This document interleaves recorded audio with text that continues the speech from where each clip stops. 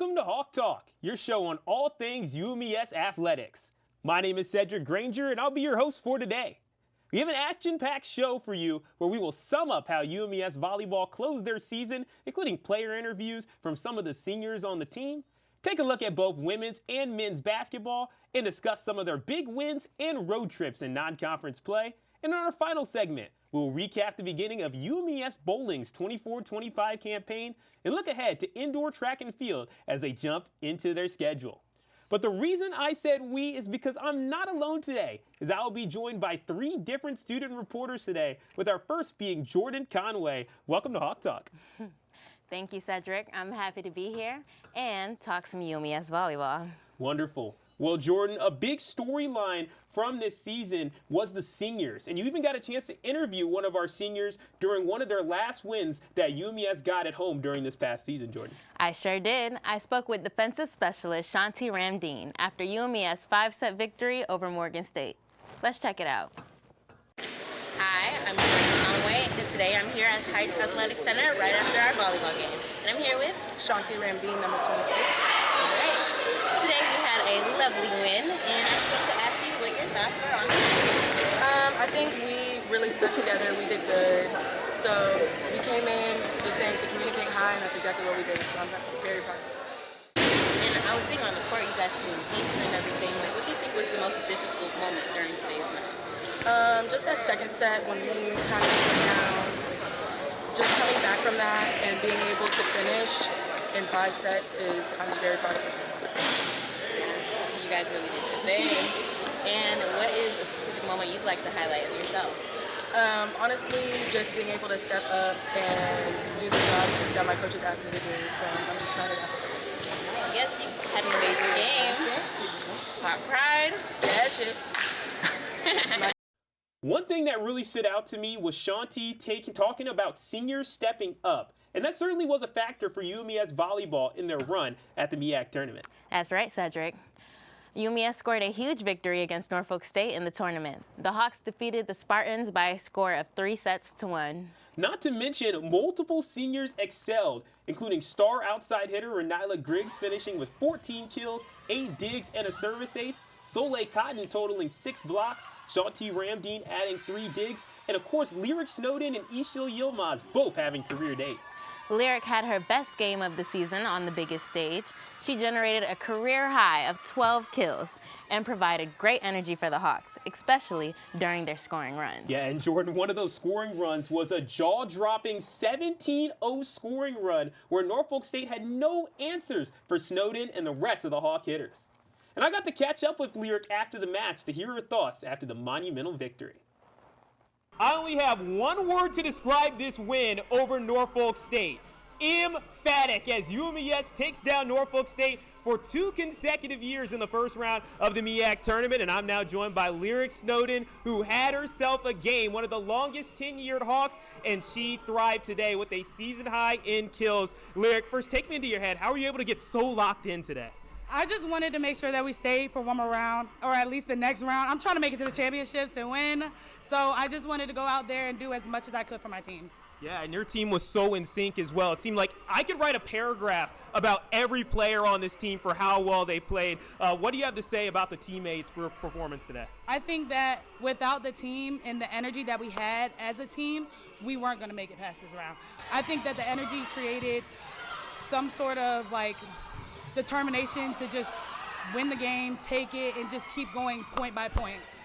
Yeah, point by point they did. As the Hawks, they outscored Norfolk State 50-20 in the final 2 sets, which was absolutely impressive. And then you talked about going all the way. What does a win like this in the first round do for the confidence of this team moving forward, Cleary? I feel like it's just going to build up our energy, and we're just going to take it to the next round and put as much as we can into the next game and make it to the championships as much as we can. Well, the Hawks are victors in the first round of the tournament, and you just heard from Lyric Snowden coming off of a career-high performance. Lyric, thank you so much for your time. Appreciate you. There was also a classic saying that defense wins championships, and UMES libero Isil Yilmaz was an X factor defensively. Yeah, Sedric. She eclipsed 20 digs in a game for the first time in her career. Exactly. And in a similar way to Lyric, Isil had her best game in the biggest matchup of the season. And I also got a chance to interview her after the win. So let's take a listen. Defense wins championships, and I'm now joined by our libero, Isil Yilmaz, who had herself a game, double-digit digs. She was everywhere today. And Isil, we'll get started. First of all, just what is it like just being able to be everywhere at once? How are you able to do it? Thank you so much. I just tried to be my best. I just tried to help my teammate, and that's show up on the court. That's all I can say. Yes, you definitely showed up on the court. It seemed like no matter where Norfolk State attacked from, whether it was the back row, whether it was outside, middle, you were everywhere, and it seemed like your team had an answer. One thing we also noticed, Valeria Matias, your teammate, who started the year off at libero before her injury, was on the sideline, and then you were thrusted into that position to be the libero, and you have grown throughout the season. Talk to me, in what ways have you seen yourself grow this year? Yeah, so she had a real bad injury, and I had to play my best to help the team, and I'm trying my best to play, and she helps me a lot on the court, and she'll be back stronger. And I just tried to help the team, and I'm really happy that we had that result end of the game. Yeah, it was a great result as well. And of course, for you as a senior, you got to be there with the other 4 seniors that all made big contributions to the game. Just tell me about what that experience was like, being able to see everybody so in sync and have so much success, Isil. Yeah, I think we had great energy in the beginning. We were believing in ourselves, and I think that was all that mattered. We believe in the first point to the last point. Bench was amazing. I think we did a great job in overall, and that was the result came in. Yep, a great result for the Hawks as they win in 4 sets against Norfolk State. You just heard from Isil Yilmaz, who had a fantastic game at libero after a big win over Norfolk State. Thank you so much, Isil. Appreciate your time. Despite ultimately losing to Howard in the next round, UMES win over Norfolk State in the tournament helped the Hawks to end the season on a solid note. Speaking of a solid way to end the year, Jordan, there were several Hawks who earned awards for their efforts throughout the year. And Kimjika Kimefuna was named second team All-MEAC, while her teammate and setter Anisador Lewis was also named second team All-MEAC. In addition, freshman standout middle blocker Liliana Montez was named to the All-Rookie team by the Mid-Eastern Athletic Conference. Not only do the Hawks get it done on the court, but also in the classroom. Yeah, you're right about that, Jordan. As Soleil Cotton, Anisador Lewis, Renila Griggs, and Kimjika Kimefuna, Lyric Snowden, and Isil Yilmaz were all named to the all-academic team in the conference.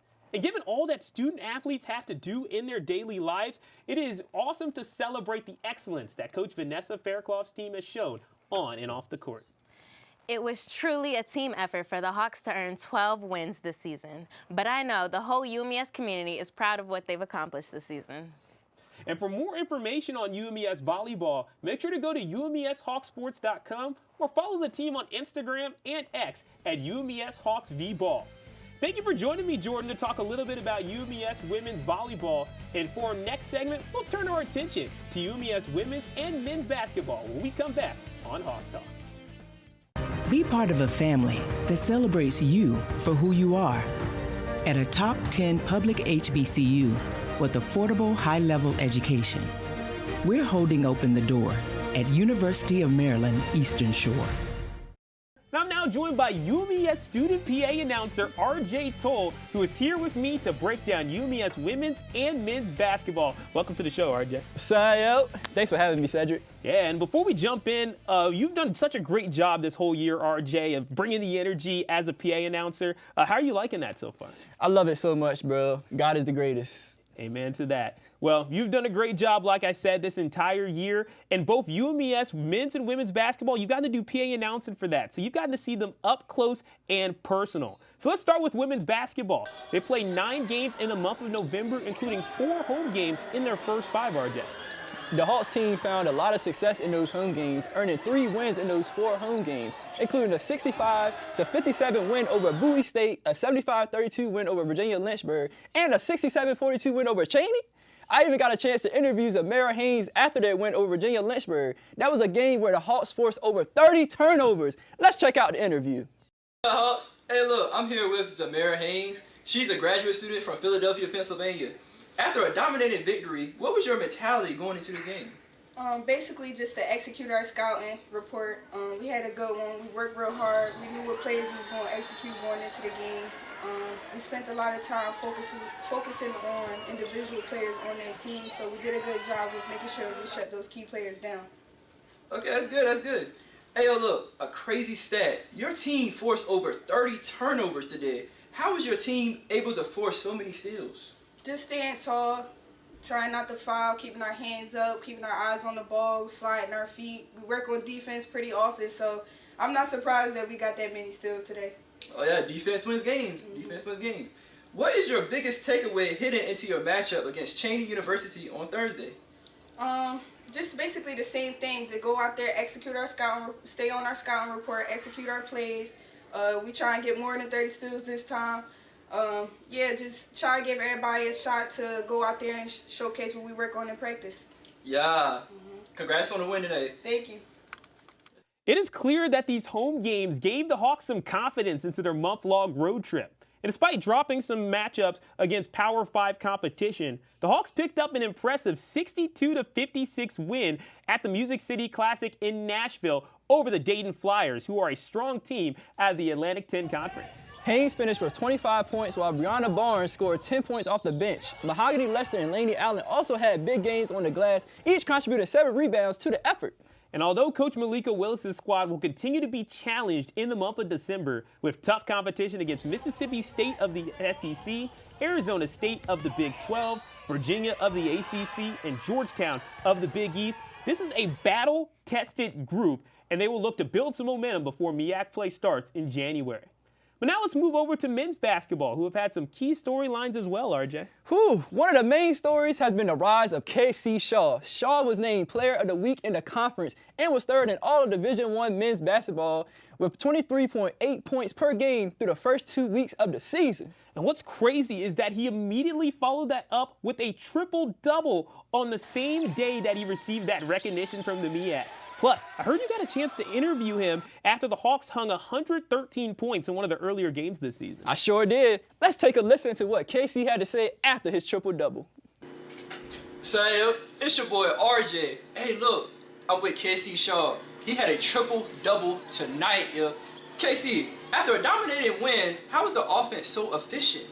I just feel like me personally getting in the lane and just finding my guys for real. Guess they read the scout, me driving, and mainly just kicking it out to my team and trusting my team, and they hitting their shots, so shout out my teammates. Oh yeah, shout out to his teammates.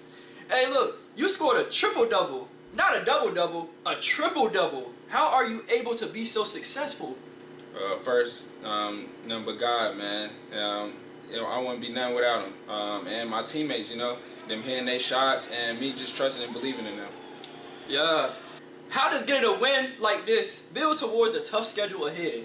It makes us feel good. Definitely give us confidence, coming off some tough L's. Getting a dub going into these games definitely make us feel better.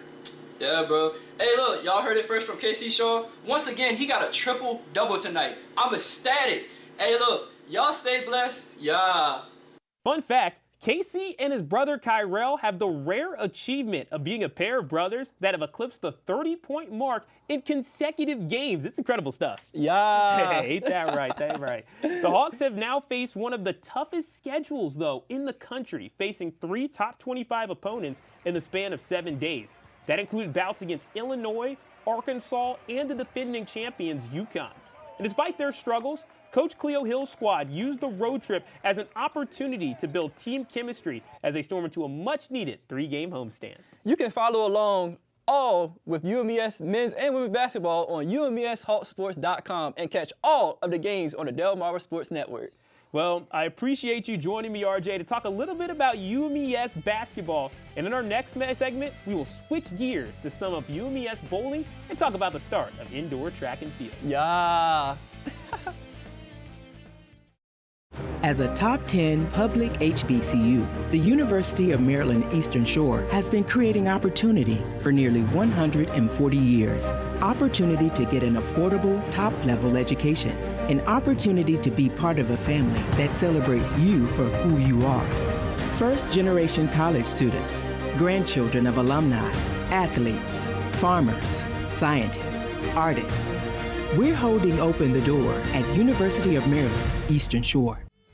Welcome to our final segment today of Hawk Talk, where I'm now joined by student reporter and DJ for all UMES home athletic events, Alan Potts. Glad to have you back on the show, Alan. Thank you for having me on this episode, Sedric. Well, I know the next sport, Alan, will be right up your alley, given that he used to be a bowler. But we are going to talk about UMES bowling and how they fared in their tournament in Greensboro. Well, in the final tournament, the University of Maryland Eastern Shore women's bowling team finished third place out of 8 teams in the first MEAC tournament of the season. And throughout the first day of those 4 matches, the Hawks went 2-2. And although UMES dropped the first 2 matches, the Hawks responded with 2 wins to close the day out on a high note. The Hawks capped the first day of the tournament with a 985-789 win against Coppin State before winding down the day with a nice win over Norfolk State. UMES continued its hot streak on the final day of the tournament, winning 2 out of their 3 matches with a 952-862 win against Howard and a 925-868 win against UAB. And after the first round of MEACs, the Hawks sit at 28-16 on the season. You know, in addition, the Hawks also had a few bowlers earn some accolades. Yeah, you're exactly right about that, Alan. At the beginning of November, Mariana Santos Rivero was named MEAC Player of the Week, and Mariani Almeida was named MEAC Rookie of the Week for their performances at the Track Cat Clash Tournament in Houston. And that's some stellar showing from Coach Ronald Sims' squad. That's right, that's right. Before we go, I also want to mention that we are right on the doorstep of the beginning of men's and women's indoor track and field. The Hawks will begin the season with an in-state meet in Annapolis hosted at the U.S. Naval Academy on Saturday, December 7th. They also have some exciting invitationals later in the season at the Army HBCU Track Invitational in New York and the Clemson University Tiger Paw Invitational. For more information on anything related to UMES Hawk Athletics, visit umeshawkathletics.com. And thank you for joining us now for our second episode of our brand new season of Hawk Talk. We look forward to catching you up on all things UMES Athletics during our next episode in January. We look forward once again to speaking with you all again next time. Have a great rest of your day. Hawk Pride Worldwide.